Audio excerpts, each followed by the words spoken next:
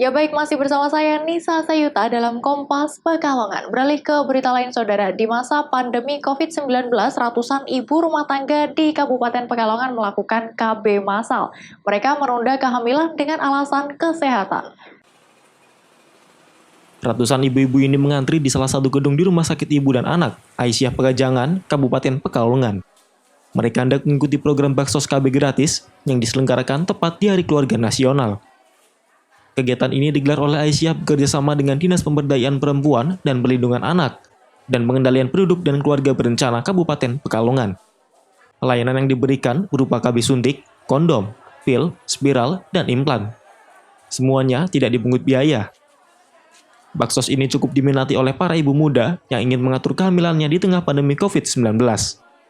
Langkah ini juga sebagai antisipasi melonjaknya angka kehamilan di masa pandemi COVID-19, di mana kondisi saat ini dinilai belum sepenuhnya aman dan harus mengikuti protokol kesehatan. Untuk kunjungan pasien rawat jalan sendiri dan rawat inap, trennya 3 tahun terakhir itu setiap bulan Mei dan Juni itu pasti menurun. Tetapi untuk tahun ini, mungkin karena COVID yang baru mulai sejak bulan Februari dan Maret ini, para masyarakat masih di rumah, maka kemungkinan kehamilan meningkat dan itu berefek pada kunjungan rawat jalan khususnya di RSIA. Salah seorang warga mengaku melakukan KB karena alasan kesehatan di tengah pandemi COVID-19. Baru mau pakai? Sudah punya anak? Sudah, satu. Ini berarti baru mau pakai ini. Sebelumnya belum pernah KB di tempat manapun? Belum. Tahu di sini ada program KB? Dari kader. Dari kader. Di sini bayar nggak, Pak? Udah. Oh, enggak. Gratis. Kalau di luar bayar berapa IUD itu? Katanya 500 ribuan. 500. Ya. Bagaimana dengan adanya program gratis ini? Ya, alhamdulillah bisa membantu. Data dari Dinas Kesehatan bahwa di Kabupaten Pekalongan, program KB sudah diikuti oleh 80% keluarga yang ada di Kabupaten Pekalongan.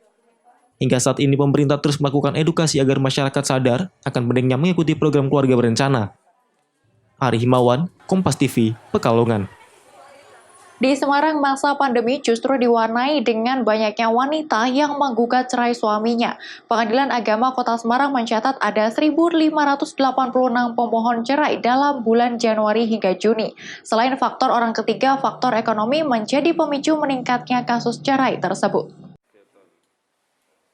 Kesulitan ekonomi memicu banyak aspek sosial, seperti yang terjadi di Pengadilan Agama Semarang yang membuat angka perceraian tinggi. Dari data Pengadilan Agama Semarang, mulai dari bulan Januari hingga bulan Juni 2020 ini, jumlah pemohon cerai mencapai 1.586 pemohon. Setiap hari, Pengadilan Agama Semarang mensidangkan lebih dari 100 kasus. Data yang masuk pada masa pandemi COVID-19 ini, bulan Maret jumlahnya menurun menjadi 210 kasus. April 226 kasus, bulan Mei 98 kasus, sedangkan bulan Juli mengalami kenaikan 291 kasus. Kasus pemohon cerai yang didominasi wanita sebesar 80% ini menurut Wakil Ketua Pengadilan Agama Semarang Muhammad Camuda, mayoritas masalah dengan alasan ekonomi. Mereka yang mengalami kesulitan ekonomi terlebih dalam masa pandemi, wanita banyak yang menggugat cerai suaminya karena tidak dinafkahi. Alasannya bervariasi ya, alasan sesuai dengan yang kami terima itu, yang paling banyak itu alasan karena suami tidak memberikan nafkah. Ada juga alasan yang suami telah meninggalkan istrinya sekian tahun tanpa memberikan nafkah. Ada juga alasan yang menyebabkan istri ajukan gugatan itu karena suami sudah punya wanita lagi, sudah punya wanita idaman lain. Itu alasan-alasan yang paling banyak diajukan seperti itu. Alasannya selain itu apa lagi? Mungkin karena ekonomi nggak menafkahi nggak? Nggak pernah dikasih nafkah. Dia punya utang juga, terus dia nggak mau bayar. Untuk mempersiapkan kondisi new normal, Pengadilan Agama menyediakan aplikasi untuk mendaftarkan gugatan cerai secara online, agar tidak menumpuk di lokasi. Meski angka perceraian tergolong tinggi, pihak pengadilan agama telah memberikan jalan mediasi. Namun hal tersebut dirasa tidak membuahkan hasil dengan niat untuk berpisah.